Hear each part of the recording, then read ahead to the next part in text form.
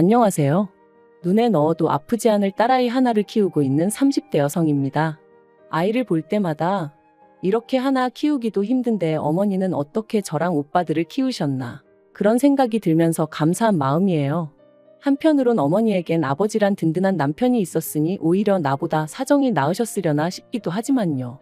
아무튼 지금 아이도 잠들었고 괜히 제 마음도 싱숭생숭해져서 익명의 힘을 빌려 제 이야기나 한번 해볼까 합니다. 가벼운 마음으로 들어주세요. 남편이라고 부르자니 온몸에 소름이 돋는 기분이지만 그래도 일단은 남편이라 하겠습니다. 남편하고는 회사에서 알게 된 사이였어요. 타 회사에서 이직을 해왔다는 남편이 저희 부서에 합류했는데 그때 제가 많이 도와줬지요.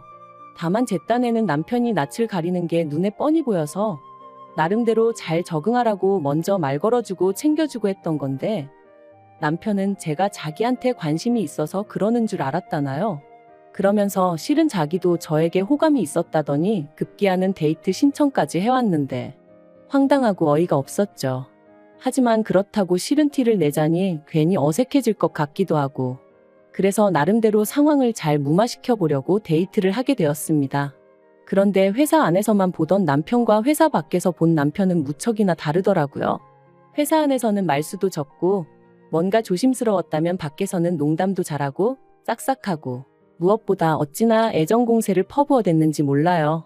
그래서 결국 얼마 후부터 저는 남편과 다른 동료들의 눈을 피해 연애를 시작했는데 솔직히 그때만 해도 결혼까지 하게 될 줄은 꿈에도 상상하지 못했네요.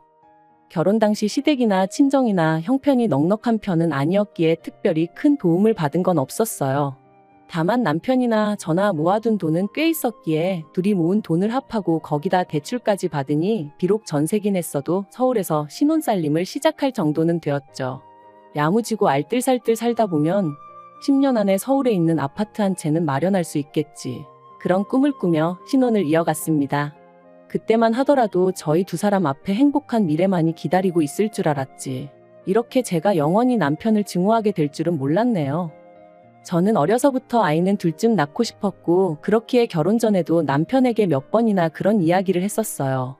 요즘 너도 나도 먹고 살기 힘들어서 애는 안 낳겠다 하지만 나는 그래도 둘은 낳고 싶다고 내 아이들한테 이 세상이 얼마나 즐겁고 멋지고 아름다운 곳인지 보여주고 싶다 말이죠. 그리고 제가 이런 이야기를 할 때마다 남편은 자기도 마찬가지라며 아이들에게 부끄럽지 않은 부모가 되자 했었고요. 그런데 막상 결혼한 지 1년이 지나 제가 이제 아이를 가졌으면 좋겠다 하니 남편이 꼭 아이를 가져야겠냐는 거예요. 자기는 좀 자유롭게 살고 싶다면서 말이죠. 저는 생각지도 못한 남편의 발언이 어이가 없었고 급기야는 화도 났어요. 그래서 갑자기 그렇게 말을 바꾸면 어떡하냐고 나는 아이 없는 부부 사이라는 건 생각해 본 적도 없다 그랬습니다. 그런데 남편이 그럼 뭐 지금이라도 헤어져 줄 거냐 그러는데 그때 받은 충격은 이루 말을 할 수가 없었죠. 그리고 그렇게 며칠 동안 저는 남편과 말 한마디 섞지 않았습니다. 남편은 말이 헛나왔다 하면서도 진심 어린 사과는 하지 않았고 오히려 저를 예민한 여자로 몰고 갔으니까요. 그리고 전 그런 남편의 태도에 더 크게 상처를 받았죠. 사랑해서 결혼했고 그래서 아이가 갖고 싶은 건데 이렇게 비참한 기분까지 느껴야 하는 건지 정말 시도 때도 없이 제 신세가 불쌍해서 눈물이 다 나더라니까요. 하지만 이혼을 결심하기도 쉽지 않았어요. 비록 당시에는 제가 타 회사로 이직을 한 이후이긴 했지만 그래도 제 인맥이 남편 인맥이나 다름없었고 제가 결혼할 때 누구보다 기뻐하셨던 친정부모님을 생각하면 어떻게든 잘 사는 모습만 보여드리고 싶었으니까요. 그런데 그렇게 이러지도 저러지도 못하고 어느덧 한 달쯤 흘렀을 무렵 저는 또 한 번 크게 놀랄 수밖에 없었습니다. 제가 임신했다는 사실을 알게 되었거든요. 비록 남편과 사이는 좋지 않았지만 그래도 남편이 애아빠이니 말을 안 할 수가 없잖아요. 그래서 화해도 할 겸 작은 선물 상자를 사서 그 안에 두 줄로 표시된 임신 테스트기를 넣어 식탁에 올려두었어요. 인터넷에서 보니까 이렇게 해두면 남편들이 너무 좋아서 소리를 지르거나 감격에 눈물을 흘리거나 하더라고요. 그리고 저도 솔직히 남편하고 사이가 안 좋은 와중이긴 했어도 남편도 다른 남편들과 비슷한 반응을 보이지 않을까 은근히 기대를 하고 있었죠. 그런데 몰래 안방문 뒤에 숨어서 지켜본 남편의 반응은 너무나 당혹스러웠습니다. 그건 기뻐하는 사람도 감동한 사람도 아니고 말 그대로 좌절하고 화가 난 사람의 모습이었거든요. 뱃속의 아이에겐 미안했지만 남편이 너무 미워서 지워버릴까 그런 마음마저 들었어요.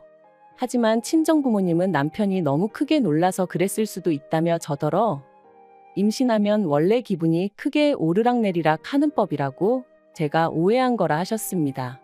시부모님 또한 말씀하시길 남편이 원래 무딘 구석이 있지 않냐면서 저더러 별거 아닌 일을 크게 키우지 말라셨고요. 하지만 이후로도 남편이 보인 반응은 제가 알고 있던 태어날 아이를 기다리는 아빠의 모습과는 많이 달랐고 저에게도 하루가 다르게 무심해져만 갔네요. 그러다 하루는 남편이 샤워를 하러 들어갔을 때였습니다. TV를 보는데 홈쇼핑에서 젖병 소독기를 팔고 있더라고요. 그리고 그 가격이 제가 인터넷에서 봤던 것보다 훨씬 저렴했어요. 그래서 얼른 사야겠다는 생각이 들어 제 핸드폰을 찾는데 도대체 이 핸드폰이 어디로 간 건지 아무리 찾아도 안 보이는 거예요. 반면에 남편 핸드폰은 소파 위에 있었기에 일단은 주문부터 하자는 생각으로 핸드폰을 켰습니다. 패턴으로 잠겨 있긴 했지만 연애 때부터 늘 똑같은 패턴이라 쉽게 풀 수 있었고요. 그리고 홈쇼핑 전화번호를 누르려던 순간 어째서인지 메신저가 제 눈에 들어왔고 지금도 왜 그랬는지는 모르겠는데 한번 확인해보고 싶은 충동이 들대요. 그런데 다행이라고 해야 할지 메신저에는 의심할 만한 건 아무것도 없었어요. 그래서 왠지 모를 안도를 하고 통화 목록을 보는데 어떤 한 사람만 성도 없이 딱 2글자 이름으로 저장이 되어 있는 게 아니겠어요? 그리고 좀 살펴보니까 하루에도 3-4번 넘게 통화를 주고받은 흔적까지. 뭐라 콕 집어 말할 수는 없었지만 기분 나쁜 예감에 제 심장이 벌렁벌렁 뛰더라고요. 저는 그 전화번호를 얼른 옮겨 적어 이튿날 남편이 출근하기가 무섭게 제 핸드폰에 저장을 했어요. 그러자 그 여자 프로필이 제 메신저에 떴는데 제가 아는 여자였습니다. 남편의 오래된 동창이라며 저희 연애할 때 몇 번 술도 같이 마시고 결혼식에도 왔던 친구였죠. 그러니 제 의심은 확신으로 커질 수밖에 없었습니다. 저도 아는 남편의 친구인데 생판 다른 이름으로 저장해놓고 주고받은 메신저는 하나도 없는데 하루에도 몇 번씩 통화는 주고받았다는 게 어떤 식으로 생각해도 말이 되질 않더라고요. 그래서 그때부턴 태교를 해야 하는 그 중요한 시간에 배우자의 불륜 외도 있단 거나 검색하며 시간을 보내게 되었어요. 확실한 증거도 없고 혹시나 뱃속의 아이가 잘못될까 싶어 제대로 욕 한 번 못하고 울지도 못하면서 말이죠. 그리고 그렇게 지옥 같은 날들이 흘러가던 중 저에게도 기회가 왔으니 남편이 핸드폰을 두고 출근을 했어요. 가지러 올 만한 상황이 안 된다며 저한테 가져다 달라 했지만 저는 제 불러온 배를 핑계로 못 간다고 핸드폰 없이 하루 지낸다고 죽는 거 아니지 않냐고 참으라 했죠. 그리고 그때부터 저는 남편이 퇴근하기 전까지 말 그대로 남편의 핸드폰을 샅샅이 뒤지기 시작했습니다. 뭐라도 하나만, 확실한 하나만 나와라. 그게 남편이 바람을 폈다는 증거든 아니면 결백하다는 증거든 제발 확실한 하나만 나와달라고 마음속으로 빌면서 말이죠. 그리고 다행히 제 바람이 통했는지 남편의 핸드폰에서 숨겨진 폴더를 찾았는데 그 안에는 남편과 상간녀의 구역질나는 대화들이 가득했어요. 참고로 메신저도 사람들이 많이 쓰는 메신저가 아닌 커플들끼리만 쓰는 그런 메신저를 쓰고 있었더군요. 제가 연애 때 우리도 다른 커플들처럼 한번 이거 써볼까 했을 땐 유치하다며 싫다 했던 그 메신저였죠. 저는 대화 내용과 둘이 서로 주고받은 사진들을 전부 다 동영상으로 찍고 내친김에 남편의 친척들과 친구들 그리고 지인들의 연락처까지 전부 다 제 핸드폰으로 옮겼습니다. 여차하면 남편이 어떤 인간인지 낱낱이 까발릴 생각이었거든요. 그리고 속에서 끓어오르는 화를 누르며 어떻게든 제 감정을 다스리려 했어요. 사람들 말이 무조건 바람피냐고 상대를 몰아붙이면 오히려 역효과만 난다 했으니까요. 하지만 막상 퇴근한 남편을 보니 냉정한 판단을 내리고 움직이기가 쉬운 일이 아니었습니다. 그래서 결국 그 상간녀 얘기를 꺼내며 언제부터였냐 따져 물으니 전부 다 오해라며 아주 팔짝팔짝 뛰더라고요. 그저 사는 게 불쌍해서 통화 몇 번 하면서 힘내라고 한 것밖엔 없다며 아무것도 없는 빈 메신저를 보여주곤 이것 봐라 아무것도 없지 않냐고 적반하장으로 나오는데 아마도 제가 평소에 기계를 잘 다루지 못해서 남편에게 부탁하는 일이 잦다 보니 핸드폰에서 비밀 폴더 같은 것도 못 찾을 거라고 생각을 했던 모양이 돼요. 저는 저를 기만하는 남편의 태도를 정말이지 견딜 수가 없었습니다. 하지만 제가 가진 패를 전부 다 보여줄 순 없었으니 일단은 알겠다고 했죠. 한편 어느덧 시간이 흘러 출산이 코앞으로 다가왔고 저는 건강한 딸아이를 낳았어요. 하지만 어째서인지 남편도 어머님도 보이는 반응이 뜨뜻미지근했고 그런 반응을 보면서 저는 어렴풋이 남편이 여전히 외도를 이어가고 있다는 직감이 들었죠. 그리고 아니나 다를까? 제가 산후조리원에서 퇴소해 집으로 돌아왔을 때 남편이 저에게 충격적인 이야기를 건넸습니다. 이혼하자고 했거든요. 저에 대한 마음이 식었다면서 제가 여자로 안 보인다나요? 제가 남편더러 어떻게 나한테 그런 말을 할 수 있냐? 울지 않으려고 했는데 눈물이 쏟아져서 사실 말도 제대로 못했어요. 하지만 남편에게 내가 싫어도 우리 딸을 봐서 참고 살 순 없겠냐 뭐 그렇게 말했던 것 같아요. 그런데 남편이 솔직히 자기랑 어디 하나 닮은 것 같지도 않고 정이 안 간답니다. 저야 10달 품고 있기라도 했지만 자기는 애랑 시간을 보냈으면 얼마나 보냈다고 정이 가네 안 가네 소리를 하는 건지 어이가 없더라고요. 그래서 결국 저도 악에 받쳐서 당신이 사람이냐 소리를 질렀어요. 그랬더니 그래 나 사람 아냐 그러니까 이혼하자고 하며 더 크게 소리를 지르는데 정신 똑바로 차려야지 이러다 정말 일 나겠구나 싶더라니까요. 결국 저는 수소문 끝에 동네에 있는 이혼 전문 변호사를 찾아갔습니다. 그리고 그간 누구에게도 말하지 못했던 남편의 외도 사실과 함께 제가 나름대로 수집해 놓은 증거를 보여주었어요. 그랬더니 변호사가 정말 마음고생 많이 하셨겠다면서 자기가 끝까지 옆에서 같이 싸워줄 테니 포기만 하지 말라대요. 생각지도 못한 사람에게 위안을 받은 기분이었습니다. 그리고 이후로는 착수금을 입금하기가 무섭게 일이 일사천리로 진행되었죠. 남편은 이혼 이야기를 던져놓고 집을 나갔는데 당시 저는 남편이 시댁에 있는 줄로만 알았습니다. 하지만 이 또한 어머님이 남편을 감싸주고 계셨던 거고 실은 상간녀 집에 있었더라고요. 어머님한테도 어찌나 배신감이 들던지. 하지만 결과적으론 그게 저에게는 오히려 유리하게 작용했어요.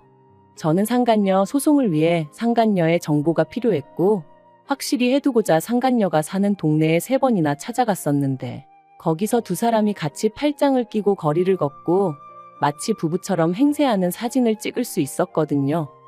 상간녀 소송부터 이야기하자면 결국 저는 3천만 원을 받아냈습니다. 남편이 저더러 돈독이 올랐다며 속이 후련하냐길래 후련하겠냐고 나는 이제 시작이니 이 정도로 열내지 말라고 했죠. 그리고 이혼. 사실 이혼해주지 말까? 어떻게든 버티고 살까 그런 생각도 안 한 건 아니었어요. 하지만 남편을 보면 속에서 구역질이 올라올 만큼 분노가 치밀었고 ATM이다 생각하고 살자니 얼마나 돈을 잘 벌어오는 것도 아닌데 그 돈 몇 푼 때문에 같이 살면서 스트레스를 받아야 하나 싶더라고요. 그래서 이혼을 결심했습니다. 남편은 안 지나서나 제가 이혼해주기만을 바라고 있었던지라 합의를 하는 건 어렵지 않았어요. 저는 결혼할 때 제가 가져온 8천과 위자료 3천을 원했습니다. 변호사 말로는 결혼 기간이 짧아서 사실 3천을 받아낼 수 있을지는 모르겠다. 좀 더 현실적인 금액을 부르는 게 좋겠다 했지만 남편이 이혼만 손꼽아 기다리는 걸 알았기에 저도 믿질 거 없단 생각으로 3천을 불렀네요. 그리고 역시나 제 예상대로 남편은 순순히 제 말대로 하겠다 하대요. 그리고 저는 어머님에게도 위자료를 청구했습니다. 아들인 남편의 외도 사실을 아시고도 숨겨주셨으니 저희 혼인관계가 파탄에 이르는데 일조하신 거나 마찬가지셨으니까요. 그리고 역시나 남편의 성화 덕분이라고 해야 할지 어머님이 1,000만 원 보내셨더라고요. 이 외에도 여러 가지로 합의를 마친 저희는 이혼 소송을 신청했고 이후로 조정 과정을 거쳐 한 달 만에 남남이 되었어요. 하지만 저에게 남은 거라곤 세 사람에게 받아낸 위자료 7천이 전부였고 계속해서 끓어오르는 울분은 어쩔 수가 없더라고요. 그런데 정말 신이 존재하긴 하는 건지 정확히 남남이 된 지 6개월 만에 지인을 통해 남편의 소식을 듣게 되었습니다. 이혼 당시 저는 저랑 남편이 왜 이혼하게 되었는지 저희를 아는 직장 동료들이나 지인들이 정확히 알기를 바랬어요. 만약 그 사람들과 인연이 끊어지게 된다면 그건 제가 아니라 남편이어야 한다고 생각했으니까요. 참고로 저희 남편은 불우한 학창시절을 보낸 탓에 친구라곤 직장 동료들이 전부입니다. 그래서 그들 중 가장 입이 가벼운 사람에게 저희가 어쩌다 이혼하게 된 건지 전부 다 털어놓았어요. 비밀로 해달라고 해도 어차피 말하고 다닐 게 분명했기에 꼭 비밀로 해달라고 신신당부도 했고요. 그리고 역시나 얼마 지나지 않아 남편이 임신한 저를 두고 바람을 폈고 산후조리원에서 돌아온 저에게 이혼 요구를 했다는 소문이 삽시간에 퍼진 모양이 돼요. 순식간에 회사에서 남편은 쓰레기가 돼버린 거죠. 그래서 남편이 회사를 관뒀다더군요. 하지만 거기서 끝이 아니었습니다. 저는 변호사의 자문을 구해 상간녀 남편에게도 상간녀와 제 남편의 외도 사실을 알렸고 상간녀 남편은 그동안 해외 주재원으로 파견을 나가 있었기에 전혀 눈치채지 못했었다더군요. 그리고 상간녀의 남편이 다시 제 남편을 상간남으로 고소하면서 남편이 그쪽에다 또 3천만 원을 물어주게 된 거죠. 남편이 저더러 정말 이렇게까지 해야겠냐더니 급기야 이후로는 시부모님은 물론이고 신우까지 전화로 사람을 아주 달달 볶아댔어요. 얼마나 더 괴롭혀야 속이 후련하겠냐면서요. 그래서 내 딸이 졸지에 아빠도 없이 크게 되었는데 내 눈에 뵈는 게 있겠냐 했습니다. 앞으로도 내가 할 수 있는 게 있으면 다 할 거니까 그런 줄만 알라면서 말이죠. 그리고 신우더러 아가씨도 상간남 여동생이라고 소문나기 싫으면 내 비위 거스르지 말라니까 그런 명예훼손이니 뭐니 자기도 가만 안 있겠다대요. 그래서 해볼 테면 해보자고 그랬죠. 막말로 제가 더 무서울 게 뭐가 있었겠어요. 그리고 그렇게 이혼한 지 1년이 되던 작년 겨울 어머님이 연락을 해오셨어요. 사실 어머님 전화번호는 아예 삭제를 해버렸던 탓에 실수로 전화를 받게 된 거였죠. 어머님께서 잘 지냈냐 하시더니 하나밖에 없는 손녀 돌도 못 챙겨준 게 내심 마음에 걸리셔서 연락을 하셨답니다. 황당해서 신경 쓰지 않으셔도 된다고 했어요. 그랬더니 그러지 말고 당신 이야기 좀 들어보라 하시더니 너도 이제 자식 낳아 키워보니 알겠지. 부모 입장에선 자식이 무슨 짓을 하든 감싸고 돌 수밖에 없다 그러시는 거예요. 어이가 없어서 자식이 잘못된 길로 빠지면 못 가게 하는 게 부모 역할이지 무조건 오냐오냐 해주는 게 무슨 부모냐 쏘아붙였습니다.